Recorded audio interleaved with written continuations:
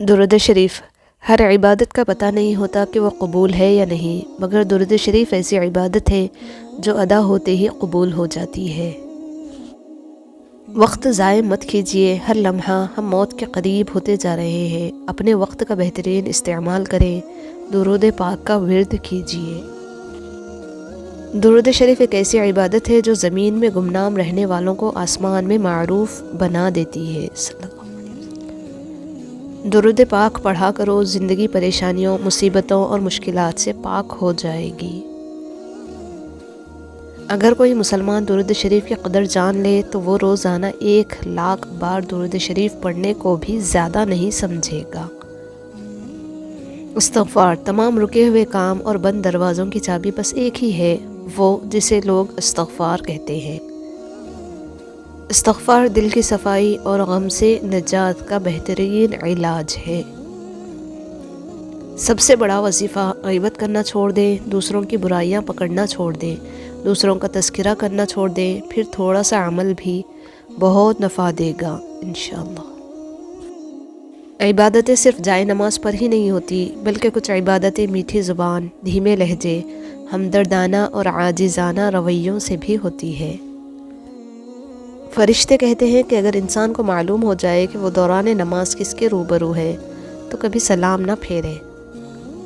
اللہ امتحان لیتا ہے تاکہ صابر رہو، آزمائش میں ڈالتا ہے تاکہ اس کا شکر گزار رہو، رلاتا ہے تاکہ صاف دل رہو، چپ بھی کرواتا ہے تاکہ اس پر یقین رکھو۔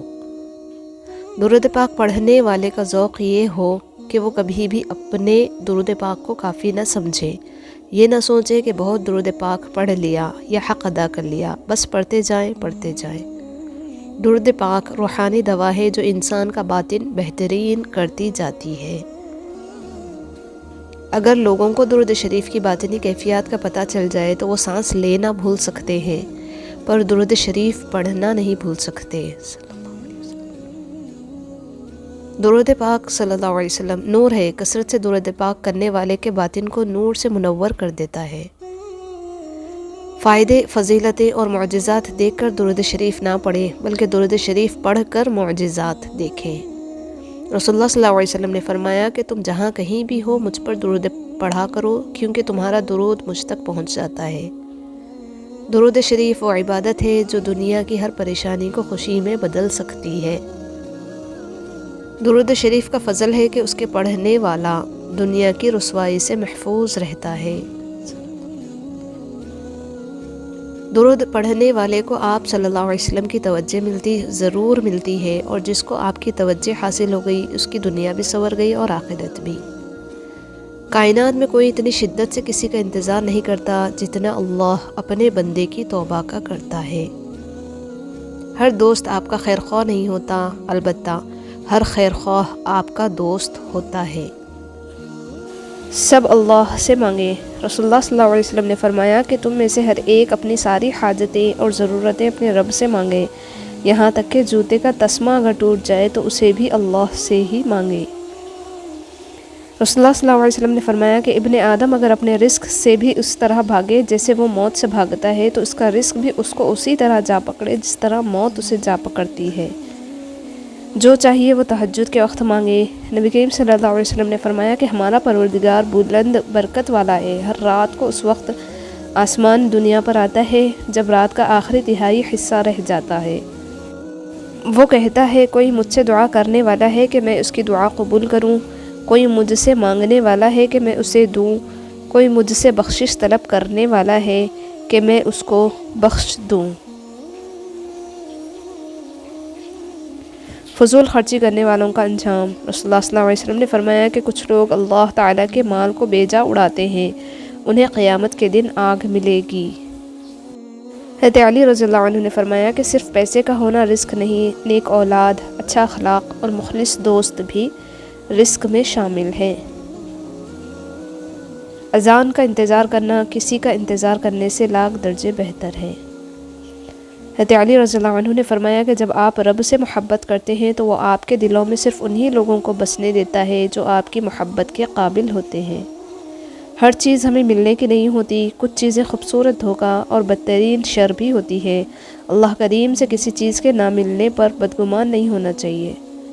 حضرت علی رضی اللہ عنہ نے فرمایا کہ صبح کا آغاز صدقے سے کیا کرو، کیونکہ مصیبت صدقے سے آگے قدم نہیں بڑھاتی۔ اللہ تعالیٰ صدقے کی وجہ سے 70 بیماریوں کو دور فرماتا ہے۔ احساس کہنے کو تو چھوٹا لفظ ہے، لیکن اہمیت کے لحاظ بہت بڑا خزانہ ہے۔ رشتوں کو توڑنے جوڑنے میں اسی کا بڑا ہاتھ ہے۔ نفرت ایک مردہ ہے جسے لوگ اپنے دلوں میں رکھ کر دلوں کو قبرستان بنا لیتے ہیں۔ حضرت علی رضی اللہ عنہ نے فرمایا کہ قرآن پاک بار بار کہتا ہے، نا امید نہ ہو، کمزور نہ پڑو، غمگین نہ ہو، بے شک اللہ ہر چیز پر قادر ہے۔ ہمیشہ الحمدللہ کہیں اور یاد رکھیں کہ آپ کی زندگی ہر قسم کی مشکلات کے باوجود لاکھوں لوگوں سے بہتر ہے۔ ویسے بھی مزید کی طلب پہلے سے موجود کے شکر کے بغیر ممکن نہیں۔ مقدر لکھنے کا اختیار، اللہ نے مقدر لکھنے کا اختیار تمہیں دیا ہے کہ چاہو تو دعا کا تسلسل بڑھا لو اور چاہو تو مایوس ہو کے بیٹھ جاؤ، چاہو تو سجدوں کو طویل کر لو اور چاہو تو تھک کر رک جاؤ۔ فجر کا وقت ہوتا ہی اتنا پرسکون ہے، چرند پرند، ہوائیں، گھٹائیں، یہاں تک کہ کائنات کی ہر چیز اللہ کی تسبیح کرتی دکھائی دیتی ہے۔ بے شک نماز نیند سے بہتر ہے۔ بہترین صبح وہی ہوتی ہے جو اللہ کے ذکر سے شروع کی جائے۔ ہر شخص بھلے اچھا نہ ہو، لیکن ہر شخص میں کچھ نہ کچھ اچھا لازمی ہوتا ہے۔ کبھی کسی معاملے میں قاضی نہ بنو، کیونکہ ہر ولی کا ایک ماضی ہے اور ہر گنہگار کا ایک مستقبل۔ جس نے کسی کو نمک دیا، گویا اس نے اس نمک سے ذائقے دار بننے والا تمام کھانا صدقہ دیا۔ زندگی اگر چین سے جینی ہے تو لوگوں کی باتوں کو دل سے لگانا چھوڑ دو۔ ایک بیٹی اور ایک درخت کا ہونا گھر میں ضروری ہے، کیونکہ درخت ہمیشہ دھوپ میں سایہ دیتا ہے اور بیٹی ہمیشہ درد میں ساتھ دیتی ہے۔ ہم چاہتے ہیں جو برا کرے یا جو برا ہو اس کے ساتھ اس سے بھی زیادہ برا ہو، بس ایک سی خواہش کی وجہ سے ہم اس برے انسان سے بھی زیادہ برے بن جاتے ہیں۔ اس کو معاف کر کے معاملہ اللہ پاک پر چھوڑیں، یہی سزا اس کے لیے کافی ہے۔ آپ کے الفاظ، آپ کا رویہ کسی کے آنسوؤں کا سبب بھی بن سکتے ہیں اور کسی کی مسکراہٹ بھی۔ مسلمان کو صرف مسکراہٹ کی وجہ بننا چاہیے۔ دعائیں تب اثر کرتی ہے جب انہیں صبر کی مہر لگا دی جائے، اور صبر یہ نہیں کہ اللہ پاک سے مانگنا چھوڑ دو، بلکہ صبر تو یہ ہے کہ لوگوں سے کہنا چھوڑ دو۔ کھانے پینے کے بعد اللہ تعالیٰ کا شکر ادا کرے۔ صلی اللہ علیہ وسلم نے فرمایا، اللہ راضی ہوتا ہے بندہ جب کھا کر اس کا شکر ادا کرے یا پی کر اس کا شکر کرے۔ انسان کا ماضی چاہے کتنے ہی گناہوں سے بھرا ہوا ہو، اس کا مستقبل ابھی بالکل پاک ہے، کیونکہ رب کریم بندے کی توبہ کو پسند فرماتا ہے۔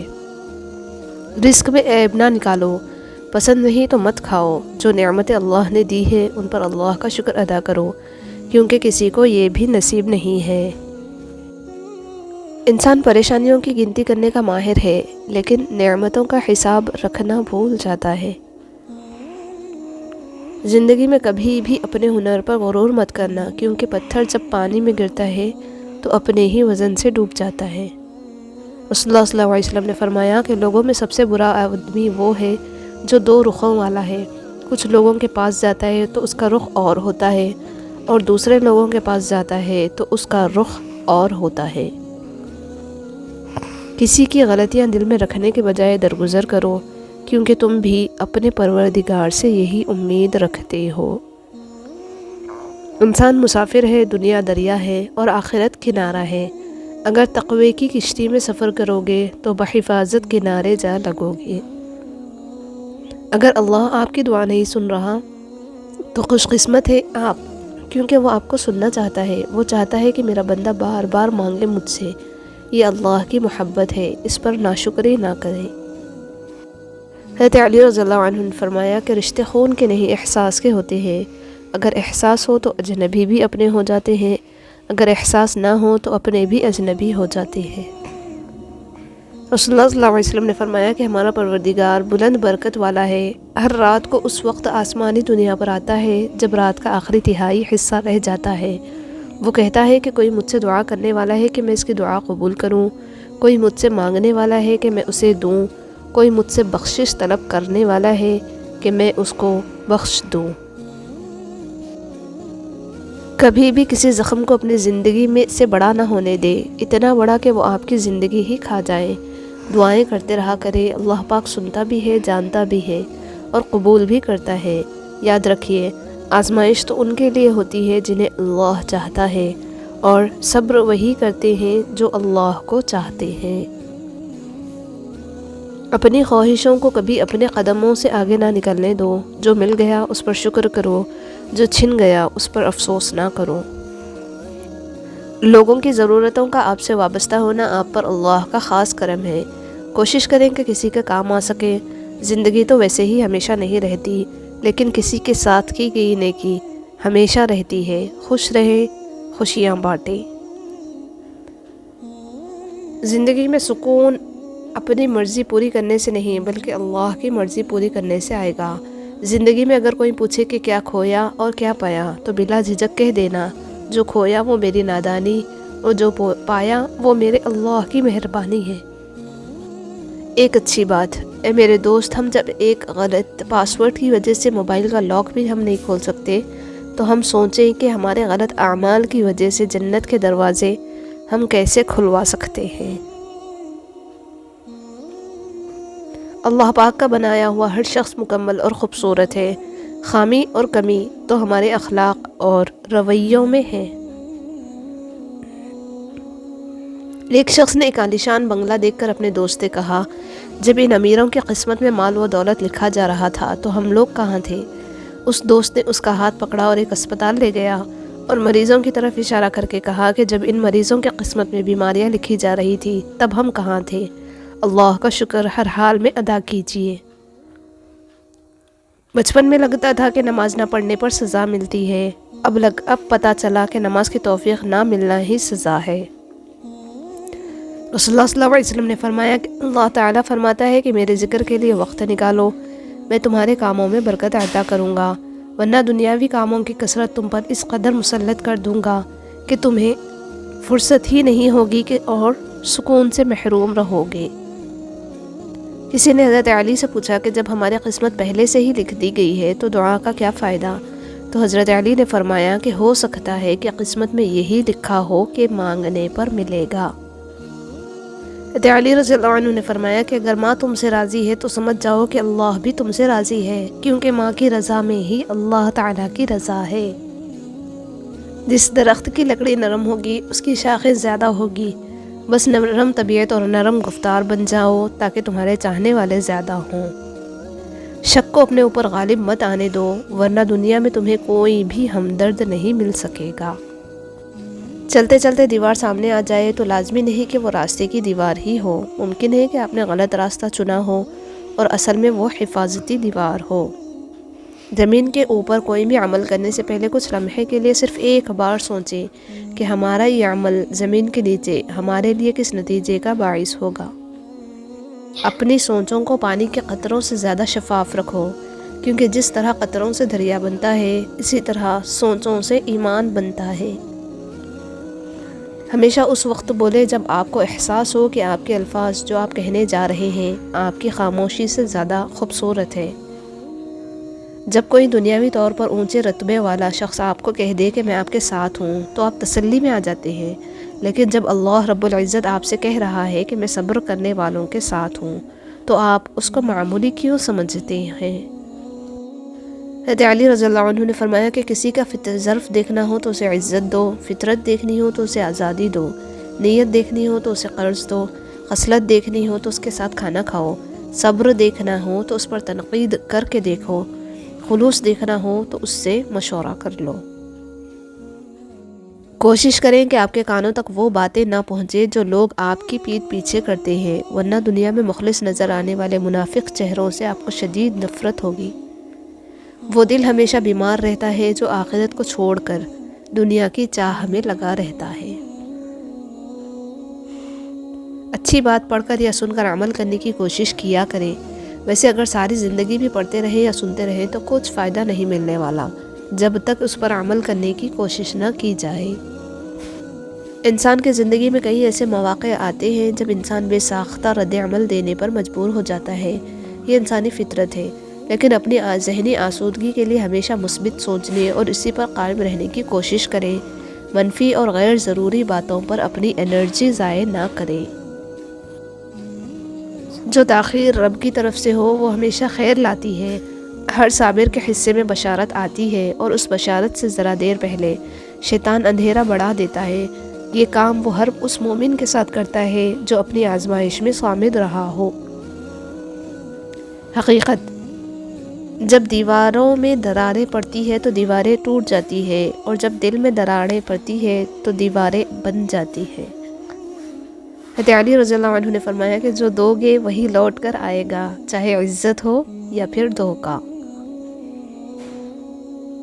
ابھی وقت ہے، سانسیں چل رہی ہے، توبہ سنی جا رہی ہے، نیک اعمال ہو سکتے ہیں، گناہ چھوڑے جا سکتے ہیں۔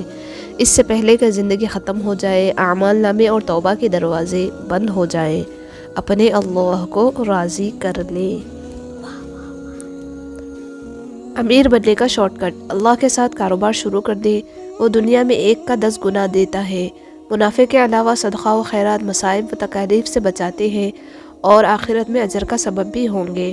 یاد رکھیں، سخی اللہ کا دوست ہوتا ہے، اور جو اللہ کا دوست بن جائے تو بس، پھر جس کا رب اس کا سب۔ یقین اولین شرط ہے۔